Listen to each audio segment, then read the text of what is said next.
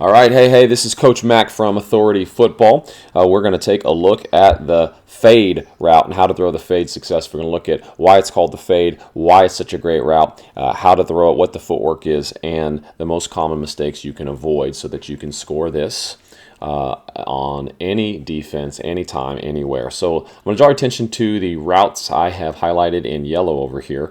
The reason this route is called a fade, first off, is it's just a vertical route. So there's a few different names. Some people will call it a go route. They'll call it a fade route. They might call it a vert, right? But the idea is we're going to send a receiver and we're going to send him vertical kind of down the sideline, basically.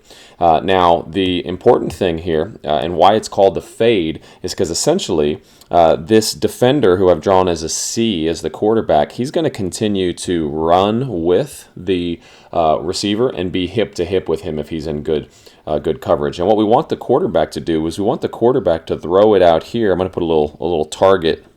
We want him to throw it away from the vertical line of the receiver. And so when he throws it a little bit outside, the receiver has to fade out to get it. And when the corner looks inside to look for the ball, he ends up staying on his track. And so we create this separation. We create this separation right here between the two of them, and it gets a receiver who otherwise was basically covered. It helps him become open. So it's a slightly sophisticated route when you think about why we actually call it a fade. But it's really a lot simpler than that when you start out. And it's, hey, my guy, run past his guy, and I'm going to throw you a touchdown. So it's as simple as that, and we don't want to overthink it. So that is why we call it a fade. Now let's talk about the footwork so that we can throw it well. Now, we're talking about the quick fade, right? Which is a 3-step drop. It means it's in the quick pass family. It means we want the ball gone in 1.5 seconds from snap to the ball leaving our quarterback's hands. Now, where most people get into trouble, especially our young quarterbacks, is while this route is a vertical route, it is not a deep route, okay?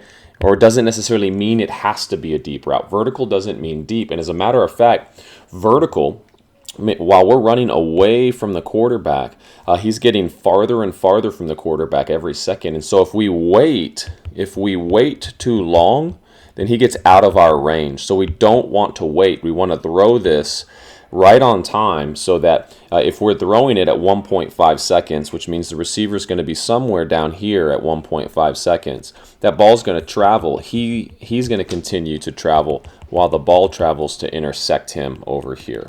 So that's the important thing, is to trust the timing and the footwork of the route, in this case the quick game, and throw it on time, and it will intersect the receiver. Now, where do we want it to hit him? Well, in the quick game, essentially we want it to hit him around 19 to like about 22 yards. So we're going to hit him right at the top of where this picture is right now.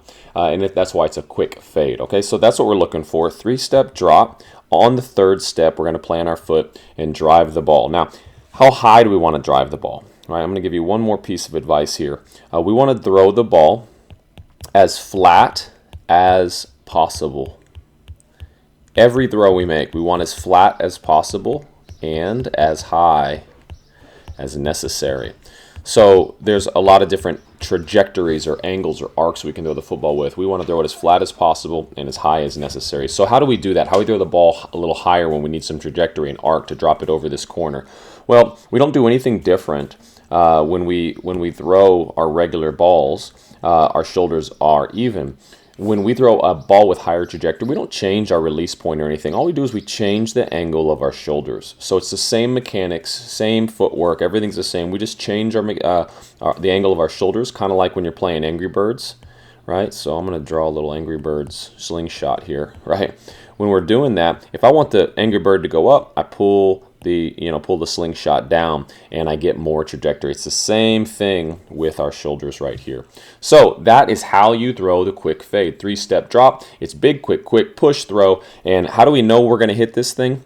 Well, we read that guy right there, and if his hips are still facing the corner, or excuse me, the receiver, or the receiver gets even with him, well, then that's a win. So even, we're leaving. Square, if his hips are square, we're there. We want to be aggressive, and we don't wait to see if he's open. We throw it because we know he's going to be open by picking on this guy right here, right? So, and there's only two of these guys on the field. There's a good chance one of your guys is going to be able to beat one of their guys. So, 3-step drop, let it rip, as high as necessary, but as flat as possible. Throw touchdowns and continue to lead your team. So there you go. This is Coach Mac from Authority Football. Hope this is helpful. Let us know if you got any questions. Keep scoring, keep leading, and we'll talk to you next time. Later.